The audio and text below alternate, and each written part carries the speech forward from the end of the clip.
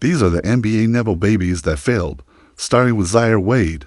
From early on, Zaire was living the dream. He was a basketball prodigy before he hit his teens, with mixtapes racking up millions of views and middle school games drawing national attention. Fame, fortune, and legacy felt all but guaranteed. After all, he was the son of Dwayne Wade, the Flash himself. Seeing the name Wade in lights again felt inevitable. Zaire came up during the rise of the NBA's Big Three era, and right as mixtape culture exploded, one flashy move could make you famous overnight, and Zaire, a mirror image of his dad, was torching fifth graders on Ballast Life clips that hit nearly 10 million views. He had the pedigree, he had the spotlight, he had the highlight reel, but what he didn't have was the game. In high school, Zaire showed promise at American Heritage, even without elite rankings. He drew some Division I interest, including an offer from Nebraska. He lacked D-Wade's first step burst, but the flashes were there. Then came the transfer to Sierra Canyon, where he teamed up with Bronny James and stepped even further into the spotlight. But this would become a turning point, and not for the better. An ankle injury limited him to just 3 games, and he averaged only 4 points per outing. His father even publicly criticized the coaching staff. But let's be real, on a team stacked with 5-star talents like Brandon Boston and Amari Bailey, Zaire simply hadn't earned a bigger role. He tried to extend his high school career at Brewster Academy to rebuild his stock, but only received a handful of mid-major offers. Then came his most controversial move, skipping college to join the G League, and that was a disaster.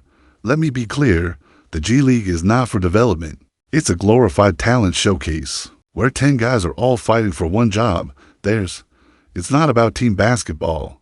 It's about survival.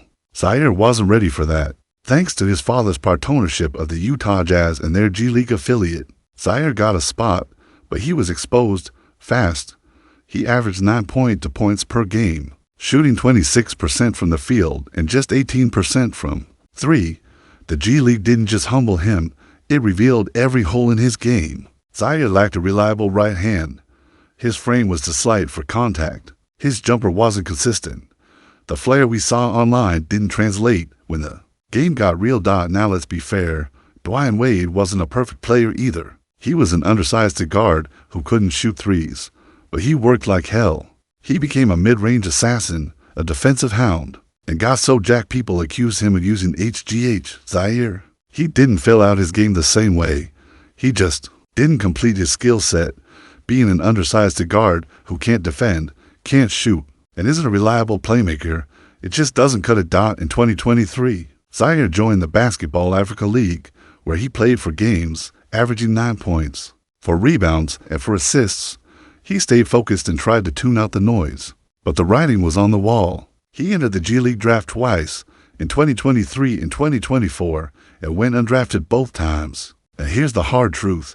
If the G League doesn't want you, the NBA definitely doesn't. Zaire seems like a good dude, a hard worker.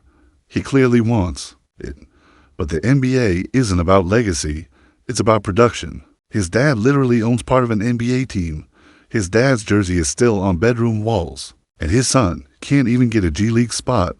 The real difference between Zaire and D-Wade, it's not the stats, not the rings, it's the drive.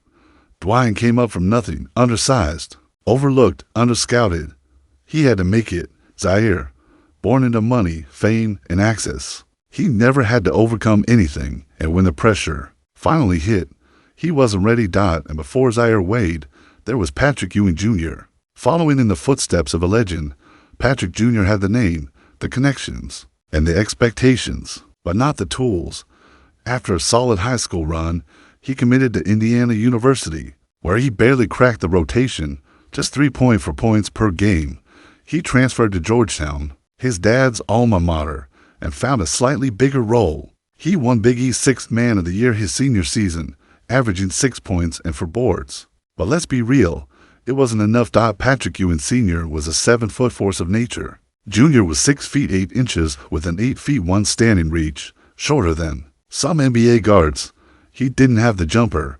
He didn't have the go-to moves. He didn't have the size to be a true big or the skills to be a stretch forward. He was all hustle, and hustle alone doesn't last in the NBA.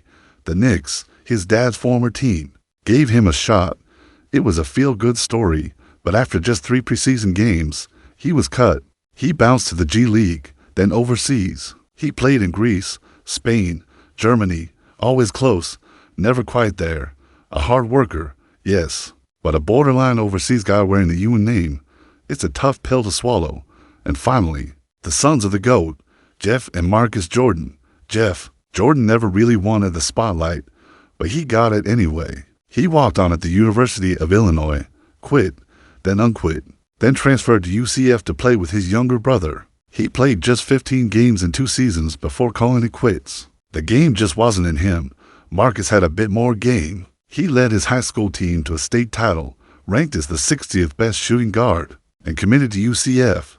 In his sophomore year, he averaged 15 points per game, and people started whispering, could he be legit? Short answer, no. He was an undersized slasher who couldn't shoot or defend, a classic good D1 player. Bad NBA prospect case. He finished out his career at UCF, but never sniffed the league. And again, this is Michael Jordan's kid, the greatest player of all time. If his sons couldn't even get a summer league invite, well, that tells you how ruthless this league really is. After college, Marcus Jordan's basketball career didn't take off the way many hoped. Despite being the son of Michael Jordan, the greatest to ever play the game, Marcus just didn't inherit his father's freakish athleticism or generational skill. While he was a solid college player, his abilities never truly evolved to NBA level. What got him as far as he did was being a decent college player, not a standout. But it wasn't just the on-court limitations that were disappointing. His off-court issues had been far more concerning. The problems started as early as 2010, when Marcus was investigated for bragging about spending $50,000 in Vegas nightclubs. Then, in 2012, he was arrested in Omaha following a drunken argument outside a hotel. But the real media frenzy came nearly a decade later, not for his basketball, but for his relationship with Larsa Pippen, the ex-wife of his dad's longtime teammate Scottie Pippen. When asked about Marcus dating his old teammate's ex, Michael Jordan himself gave a clear and resounding no, a rare public disapproval. From the usually private MJ. The relationship lasted about 2 years before ending. But Marcus's name was in the headlines again in February, when he was arrested for driving under the influence, cocaine possession, and resisting arrest, a severe combination. That further tarnished his reputation. In contrast, Jeffrey Jordan, Marcus's older brother, has done a better job staying out of the public eye, but even he hasn't been spotless. In 2021, while at a bar in Scottsdale, Jeff fell and hit his head. After being transported to the hospital for treatment, he allegedly assaulted hospital staff, which led to his arrest. Put together, MJ's sons have struggled to find a path forward. Not living up to expectations on the court is understandable. Basketball greatness isn't always hereditary, but the trouble off the court makes it hard to ignore how far they've strayed from their father's legacy. At the end of the day, they're 2 men trying to find purpose under the weight of one of the most iconic last names in sports, and so far, failing to do so. Then there's the case of Brian Colangelo, a man whose basketball legacy also begins with his father, Jerry Colangelo, one of the most respected executives in NBA history and a dominant figure in Phoenix sports. In 1991, Brian joined the Phoenix Suns front office, and by 1995, he was promoted to general manager. Under his leadership, he made some brilliant early moves, drafting Shawn Marion and Amar'e Stoudemire and pulling off a series of trades. The cleared cap space that ultimately brought back Steve Nash in free agency. That move birthed the iconic 7 seconds or less Suns, coached by Mike D'Antoni, a fast-paced, high-octane team that revolutionized how NBA basketball was played. With Nash running the show and Stoudemire dominating in transition and pick-and-rolls, the Suns were electric, though they ran into Western Conference giants like Shaquille O'Neal and Tim Duncan, and suffered key injuries during playoff runs. They were still one of the best regular season teams of the 2000s. In 2005, Brian won NBA Executive of the Year, but he left Phoenix just 1 season later and joined the Toronto Raptors as president and GM. Things started rough. His first major move was drafting Andrea Bargnani #1 overall in 2006, a decision that aged poorly. But he redeemed himself by signing Chris Bosh to an extension, and the Raptors won their division for the first time in franchise history, earning Brian another Executive of the Year award. He later drafted DeMar DeRozan and brought in Kyle Lowry, forming the core that would eventually bring Toronto a championship. But that came after Colangelo stepped down in 2013. As the years went on, his inability to get the team past the first round led to mounting criticism, and by the time success came, it was under new management. In 2016, he returned to the NBA thanks to once again his father. Bryant became GM of the Philadelphia 76ers just as the team moved on from Sam Hinkie, the architect of the process. Colangelo inherited the #1 pick in the draft and selected Ben Simmons, who was widely considered the best prospect and even seen by media personalities like Colin Cowherd as the next LeBron. Unfortunately, Simmons missed his entire rookie year due to injury. Eager to make a splash, Bryant traded up in the 2017 draft to select Markelle Fultz, giving the team the #1 overall picks in back-to-back years. In the 2017-18 season, with Simmons and Joel Embiid healthy, the Sixers won 50 games and made the playoffs for the first time in years. Things were finally turning around until everything unraveled. In 2018, The Ringer released a bombshell report. They had been tipped off to several Twitter burner accounts that were used to criticize players like Embiid and Fultz, leak medical information, and take shots at Sam Hinkie. All signs pointed to Colangelo. After an internal investigation, Bryant resigned just 10 days later. While his wife admitted to running the accounts, the scandal nicknamed Burnergate permanently damaged Bryant's reputation. No team has hired him since. Despite his early success, Colangelo will forever be remembered as the GM who got exposed by burner accounts. Then there's Chris Smith, younger brother of J.R. Smith. While J.R. was lighting up the NBA as a high-scoring, athletic sixth-man building chemistry with Carmelo Anthony and becoming a fan favorite, Chris was struggling to find his own lane. He played high school basketball under current UConn head coach Dan Hurley, and as a senior, he averaged 18.8 points, 5.3 rebounds, and 4.9 assists. He committed to Manhattan College, and after 2 seasons there, where he averaged 9.9 points, 4.8 rebounds, and 1.2 assists, he transferred to Louisville. By his senior year, he'd earned a starting role and shot 40% from 3, putting up 9.4 points and 2 assists per game. He then declared for the 2012 NBA draft but went undrafted. Unsurprisingly, at that point, his career should have ended. But thanks to JR's status on the New York Knicks, Chris was handed an opportunity. He joined the Knicks Summer League team, where he stood out for all the wrong reasons. Many observers said he was the worst player in Summer League history, yet somehow, the Knicks signed him in August. After knee issues sidelined him, he was waived. Still, the following year, he appeared again in Summer League and once again failed to impress. Despite that, the Knicks signed him again clearly as a favor to J.R. Chris made the opening day roster and was soon assigned to the D-League, where he played 23 games and averaged 8 points on 35% shooting from the field, 25% from 3, and 78% from the line. Yet somehow, this was enough for the Knicks to call him up in December, where he played into games, logging a grand total of 1 minute and 57 seconds. 3 days later, the Knicks waived him. J.R. was livid, tweeting about betrayal, but anyone watching knew the truth. Chris had no business being in the NBA, and many consider him the worst player to ever get NBA minutes. Had he not been JR's brother, he wouldn't have even touched a Summer League invite. Finally, there's the case of Giannis Antetokounmpo and the unique influence he's had on his family's presence in the NBA. Giannis entered the league in 2013 as a tall, skinny forward with raw talent. Within a few years, he became a 2-time MVP and one of the best players in the league. But his rise gave way to opportunities for his brothers Thanasis and Kostas Thanasis. The older brother was drafted in 2014 by the Knicks and spent 2 years in the D-League, known for his energy and defense. He got just the games of NBA action before returning to play in Spain and Greece. But once Giannis became a superstar, he used his influence to get Thanasis a spot with the Milwaukee Bucks in 2019. At first, it looked like a symbolic signing more for locker room morale than basketball reasons, but Thanasis quickly proved he could contribute. His energy, hustle, and locker room presence became vital to team chemistry. Teammates described how Giannis couldn't focus without Thanasis nearby. One player even recalled during the NBA Finals, we're in the middle of the game, and Giannis is like, "Where's Ta? Where's Ta?" I'm like, "Bro, we in the finals play." Thanasis earned a real spot in the rotation by his second season, playing in 57 games and even putting up a 23-point, 10-rebound game against the Knicks. He played a role, however, small in helping the Bucks win the 2021 NBA championship. Kostas, the youngest, had a shorter NBA career, but still managed to win a championship with the Lakers in 2020. His minutes were sparse, but it was enough to get a ring. Neither brother reached Giannis level, not even close. But unlike Chris Smith or Marcus Jordan, they made the most of their opportunities, brought value where they could, and stayed out of trouble. While Giannis was clearly the reason they got a foot in the door, they managed to carve out small but respectable paths. Last year marked the end of Thanasis Antetokounmpo's time with the Bucks.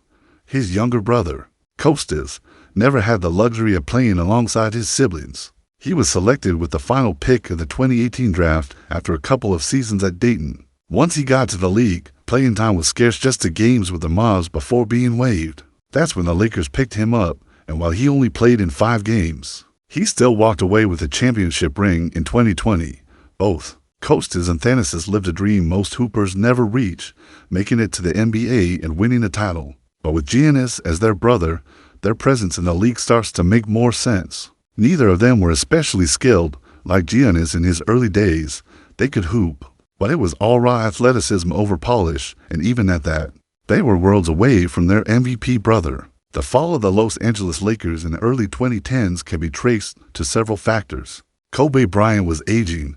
Some roster moves didn't pan out. And front office decisions, especially those involving Jim Buss, started to catch up. Jim, the son of Jerry Buss and brother of Jeanie, climbed the Lakers' front office ranks a bit too fast. In 1998, he was brought on as an apprentice under GM Jerry West. It wasn't long before he began wielding real influence. His first big move came in 2004, hiring Rudy Tomjanovich to replace Phil Jackson with a 5-year deal that lasted just 43 games. Despite that flop, he got promoted and played a major role in drafting Andrew Bynum in 2005. Jim Buss loved Bynum so much so that he saw him as the Lakers' future centerpiece. Even more than Kobe, when Kobe repeatedly asked for Bynum to be traded, Jim refused. After Jackson left again, Buss pushed new head coach Mike Brown to make Bynum the focus. Even worse, he didn't consult Kobe on the hire, a disrespectful move considering Kobe's legendary investment in the franchise.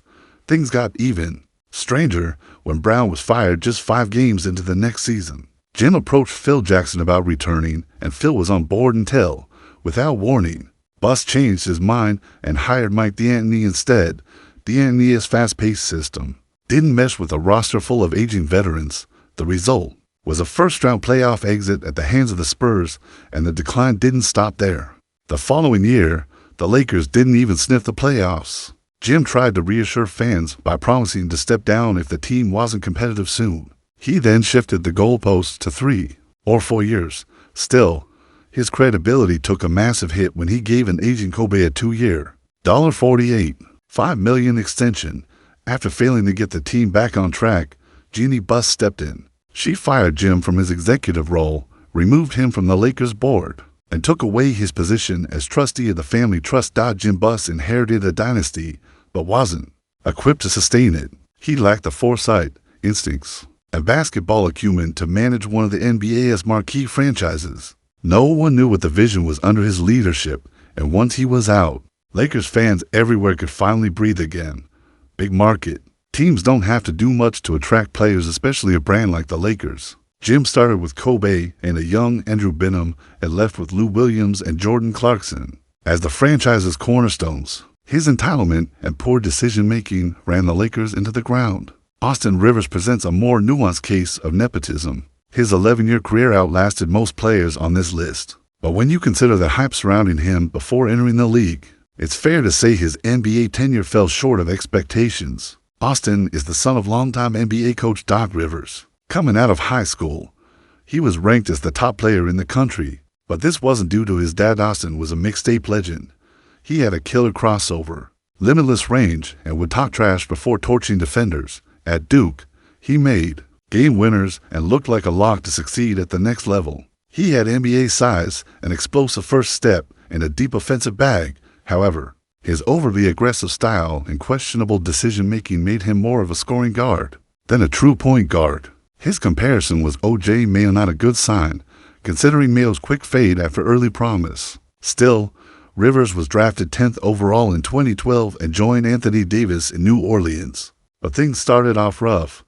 He lost his starting spot early, went scoreless in 5 of his first 16 games, and averaged just 6 points on 35% shooting before the All-Star break. His confidence took a hit, and he faded into a bench role for the next couple of seasons. But then came the Clippers. After a trade from Boston, he ended up playing for his father's team. Of course, people questioned whether nepotism was involved, but Doc didn't hand him anything. Rivers improved across the board, embraced his role, and in the 2017-18 season, he averaged a career-high 15 points per game. He even looked like the team's best scorer in spurts. Eventually, Doc traded him, and Austin bounced around the league, playing for 5 teams in 5 years before wrapping up with the Timberwolves. So no, Austin Rivers wasn't a bust, but he wasn't the star people hoped for either. He was somewhere in between flawed, but reliable, despite being labeled a Nepo baby. He proved he belonged, and Doc only stepped in when Austin needed a little push to stick. Glenn Rice Jr. was another son of an NBA legend who had a rocky path. His dad, Glenn Rice, was one of the best shooters in the league. Jr. came out of high school as a 3 or 4-star recruit and committed to Georgia Tech. He had the tool size, athleticism, and shooting touch, but was plagued by off-court issues. After a solid junior season, he was suspended and eventually dismissed from the team after a DUI and a firearms incident. No major program wanted him, so he entered the G League draft, where he was selected in the 4th round.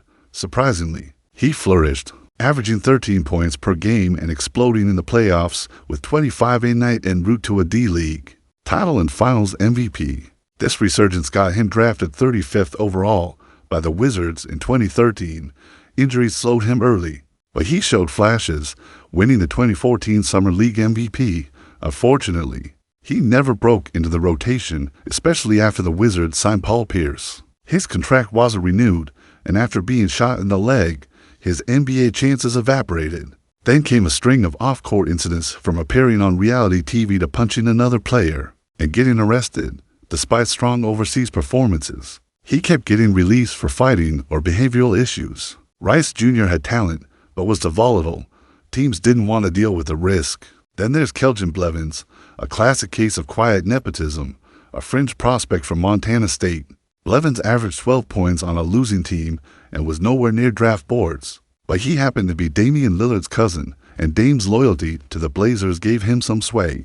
The franchise, eager to please their star, signed Blevins initially to the G League, then to a 2-way deal. At 6'4", Blevins was undersized as a forward and didn't contribute much for points per game on poor shooting and limited minutes. But he kept getting chances, not because of his performance, but because Dame wanted him there. And truthfully, Blevins didn't make waves, kept his head down, and tried his best. Most fans didn't even know who he was, which shows how quietly he went about his business. He's now overseas, playing decent ball, but if there's ever another shot at the NBA, it'll only come through another favor from Lillard.